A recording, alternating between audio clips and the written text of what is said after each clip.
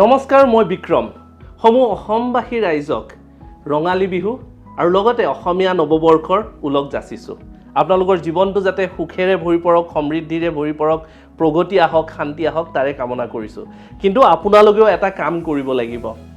এই নৱবৰ্ষত আপোনালোকে আপোনালোকৰ শুৱনিখন বা কুস্তিখন আপোনালোকে অভিজ্ঞ জ্যোতিষীক দেখুৱাবলৈ একেবাৰে নাপাহৰিব। বহুতে নৱবৰ্ষত এই কামটো নকৰাৰ বাবে, বহাগত এই কামটো নকৰাৰ বাবে বহু বাধা, বহু অশান্তি, বহু দুখত তেওঁলোকে মানে ভুগি থাকে। সেয়েহে এই ভুলটো এইবাৰ আপোনালোকে নকৰিব।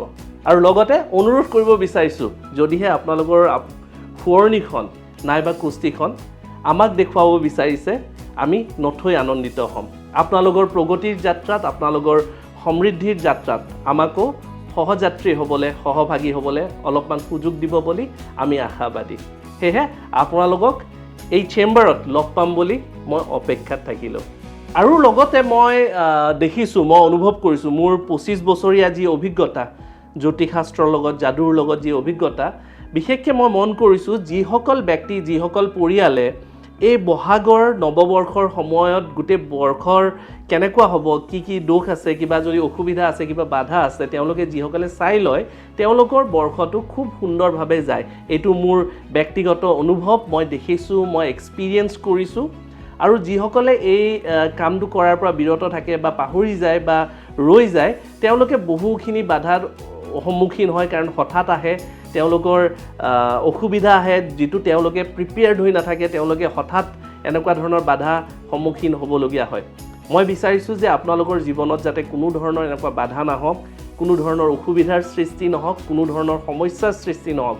সেয়েহে আগতীয়াকৈ আপোনালোকে তথা আপোনালোকৰ পৰিয়ালৰ প্ৰত্যেকগৰাকী সদস্য যাতে একেবাৰে সতৰ্ক হৈ থাকক, সাজু হৈ থাকক সেই বাধাৰ পৰা যুঁজিবলৈ। সেয়েহে সকলোকে আমন্ত্ৰণ কৰিব বিচাৰিছোঁ বিক্ৰমাদিত্য এষ্ট্ৰ' এণ্ড স্পিৰিচুৱেল চেণ্টাৰত। আপোনালোকে নিশ্চয় এই সুযোগকণ আমাক দিব আৰু আপোনালোকৰ এই বহাগৰ সময়ত, এই নৱবৰ্ষৰ আৰম্ভণিৰ সময়ত আপোনালোকে আপোনালোকৰ শুৱনি, আপোনালোকৰ কুস্তি লৈ আমাৰ ইয়ালৈ আহিব বুলি আমি আশাবাদী। আপোনালোকক এই চেম্বাৰত মোৰ সন্মুখত লগ পাম বুলি মই অপেক্ষা কৰি ৰ'লোঁ।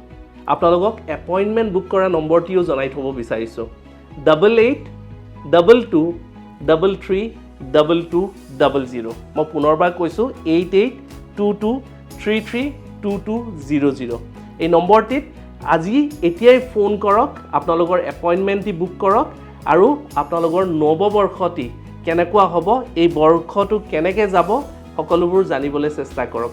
যদিহে কিবা আহিবলৈ অসুবিধা হয়, আমি এইবাৰ এই এটি দুটি মাহ আমি যিসকল ভিতৰুৱা অঞ্চলত থাকে তেওঁলোকৰ বাবে আমি অনলাইন ব্যৱস্থা এতিয়াও কৰিছোঁ।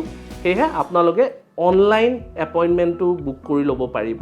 সেয়েহে একেবাৰে পলম নকৰিব, আমি আপোনালোকৰ কলটিৰ বাবে অপেক্ষা কৰিম। সকলোকে পুনৰবাৰ ৰঙালী বিহুৰ উলগ আৰু শুভেচ্ছা যাচিলোঁ। ধন্যবাদ। আপুনি যদি জীৱনত কিছুমান সমস্যাৰে যুঁজি আছে আৰু সেই সমস্যাৰ সঠিক সমাধান বিচাৰি পোৱা নাই, তেনেহ'লে ইয়াৰ সঠিক সমাধানৰ বাবে আজিয়ে যোগাযোগ কৰক বিক্ৰমাদিত্য এষ্ট্ৰ' এণ্ড স্পিৰিচুৱেল চেণ্টাৰত। যোগাযোগৰ নম্বৰ 8822332200।